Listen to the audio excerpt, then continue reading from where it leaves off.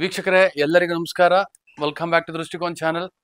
Urgent video ಮಾಡಬೇಕಾಗಿತ್ತು, ಸ್ವಲ್ಪ out of station ಇರೋದ್ರಿಂದ ಜಾಗ ಬದಲಾವಣೆಯಾಗಿ ವಿಡಿಯೋ ಮಾಡ್ತಿರೋದು. ಈಗ ತಾನೇ ಸಮೀರ್ MD ಅವ್ರ ವಿಡಿಯೋ ನೋಡಿದ್ದಾಯ್ತು. ಆಲ್ಮೋಸ್ಟ್ 9 ಗಂಟೆ ಆಗಿದೆ ವಿಡಿಯೋ ಹಾಕಿ. 9 ಗಂಟೆಯಿಂದ ಇಲ್ಲಿ ಗಂಟ ಹೆಚ್ಚು ಕಡಿಮೆ 13 ಲಕ್ಷ ಜನ ವಿಡಿಯೋ ನೋಡಿದ್ದಾರೆ. ಫುಲ್ ವಿಡಿಯೋನ 2 ಸರಿ 3 ಸರಿ ನೋಡಿದೆ ವೀಕ್ಷಕರೇ. ಸೊ ನೋಡಿ ಬೇಜಾರು ಆಯ್ತು, ಎಲ್ಲೋ ಒಂದ್ ಕಡೆ ಖುಷಿನೂ ಆಯ್ತು, ಇನ್ನೊಂದ್ ಕಡೆ ಒಂಥರ ದುಃಖನೂ ಆಗ್ತಾ ಇದೆ. ಯಾಕೆ ಅಂತ ಹೇಳಿದ್ರೆ ಇಡೀ ಕರ್ನಾಟಕ ರಾಜ್ಯದಲ್ಲಿ 8 ಗಂಟೆಲಿ 10 ಲಕ್ಷ ಜನ ನೋಡಿದಿರಿ.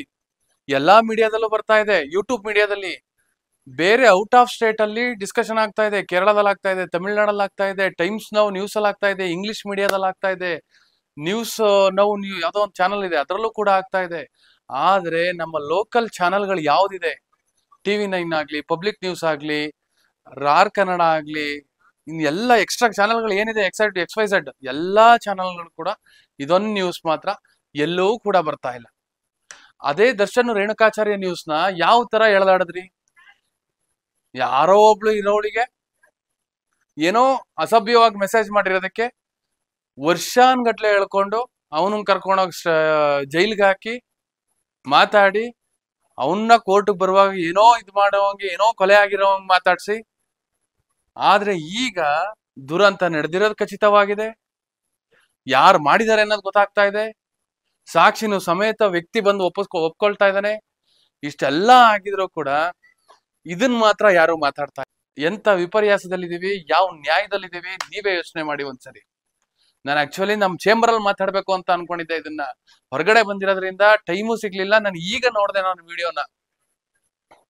ನಾನು ಬರೀ FIR ಕಾಪಿ ಮಾತ್ರ ಓದ್ಬಿಟ್ಟು ಆ ಒಂದು ವಿಡಿಯೋ ಹಾಕಿದ್ದೆ ಮೊದ್ಲೇನೆ.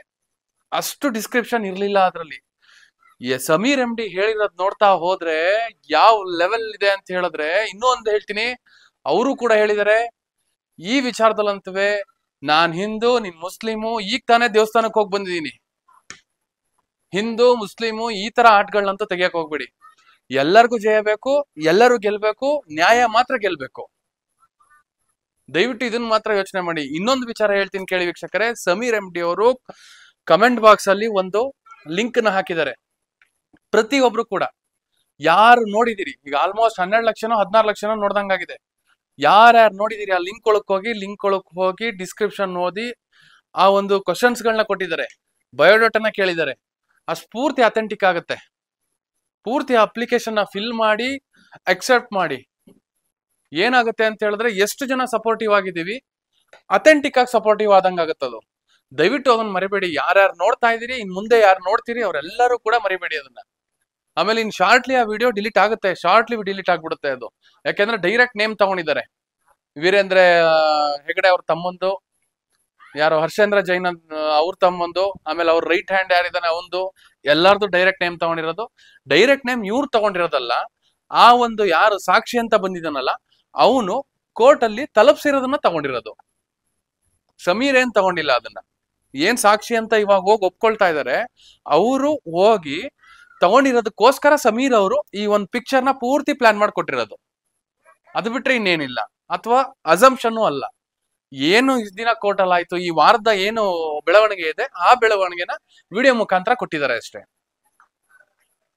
ದಯವಿಟ್ಟು ಇನ್ನೊಂದು ಹೇಳ್ತೀನಿ, ಯಾರ್ಯಾರು ಮಹೇಶ್ ತಿಮ್ಮರೋಡಿ, ಅದ್ರ ಜೊತೆಗೆ ಗಿರೀಶ್ ಮಠಣ್ಣನವರು, ಸಮೀರ್ MD, ಅದ್ರ ಜೊತೆ ಇನ್ನ ಲಾಯರ್ಗಳೆಲ್ಲ ಇದಾರಲ್ಲ, ಓಜಸ್ವಿ ಗೌಡ, ಸಚಿನ್ S ದೇಶಪಾಂಡೆ, ಇವರೆಲ್ಲರಿಗೂ ಕೂಡ ದಯವಿಟ್ಟು ಸಪೋರ್ಟ್ ಮಾಡಿ. ಯಾರು ಕೂಡ ನೆಗೆಟಿವ್ ಆಗಿ ಮಾತಾಡ್ಬೇಡಿ. ನಿಮಗೆ ಗೊತ್ತಾಗುತ್ತೆ ಏನು ಅಂತ. ಸದ್ಯದಲ್ಲೇ ಮೋಸ್ಟ್ ಪ್ರಾಬಬಲಿ ಇನ್ನೊಂದು ತಿಂಗಳು 2 ತಿಂಗಳಲ್ಲಿ ಬದಲಾವಣೆ ಗ್ಯಾರಂಟಿ ಬರುತ್ತೆ. 100% ಬದಲಾವಣೆ ಬರುತ್ತೆ ಅನ್ನೋ ಸಾಧ್ಯತೆ ಹೆಚ್ಚು ಕಾಣಿಸ್ತಾ ಇದೆ. ಇನ್ನೊಂದೇನಂದ್ರೆ, ಯಾರ್ಯಾರು ಬಿಗ್ ಮೀಡಿಯಾ ಇದೆ, ಯಾರ್ಯಾರ್ದು ಬಿಗ್ ಮೀಡಿಯಾ ಇದೆ, ಯಾರು ಕೂಡ ಸ್ಪ್ರೆಡ್ ಮಾಡ್ತಾ ಇಲ್ಲ, ಯಾರು ಕೂಡ ಮಾತಾಡ್ತಾ ಇಲ್ಲ ಅದನ್ನ. ಇದ್ರಂತ ವಿಪರ್ಯಾಸ ಇನ್ಯಾವುದೂ ಇಲ್ಲ. ಹೇಳದ್ನಲ್ಲ ಆಗ್ಲೇ, ರೇಣುಕಾಚಾರ್ಯದ್ದು ದರ್ಶನ್ದು ಉಜ್ಜಿ ಎಳದ ಹಾಕ್ಬಿಟ್ರಿ. ಯಾವ ಮಟ್ಟಕ್ಕೆ ಕೆಳ್ದಿದಿರಿ ಅಂತ ಹೇಳಿದ್ರೆ, ಯಾವ ಚಾನೆಲ್ ನೋಡಿದ್ರು ನಾವೇ ರೇಪ್ ಮಾಡಿದ್ವೇನೋ ಅನ್ನೋ ಮಟ್ಟಕ್ಕೆ ಕೆಳ್ದಿದಿರಿ ರೇಣುಕಾಚಾರ್ಯ ದರ್ಶನ್ದುವೆ. ಈಗ 100 ಅಲ್ಲ, 200 ಅಲ್ಲ, 300 ಅಲ್ಲ, 1000 ಬುರ್ಡೆ ತೆಗಿತೀನಿ ಅಂತ ಅವನು. ಆ ಲೆಕ್ಕದಲ್ಲಿ ಬುರ್ಡೆಗಳು ಕೌಂಟ್ ಕೊಡ್ತೀನಿ ಅಂತಿದ್ದಾನೆ. ಆ ಮಟ್ಟದಲ್ಲಿ ರೇಪ್ ನಡೆದಿದೆ ಧರ್ಮಸ್ಥಳದಲ್ಲಿ ಅಂತ ಹೇಳ್ತಿದ್ದಾನೆ. ನಾನೇ 25 ವರ್ಷದಿಂದ ಅಲ್ಲೇ ಕೆಲಸ ಮಾಡಿದೀನಿ ಅಂತ ಹೇಳ್ತಿದ್ದಾನೆ. ಇದನ್ನ ಮಾತ್ರ ಡಿಸ್ಪ್ಲೇ ಮಾಡಕ್ಕೆ ಯಾರು ರೆಡಿ ಇಲ್ಲ.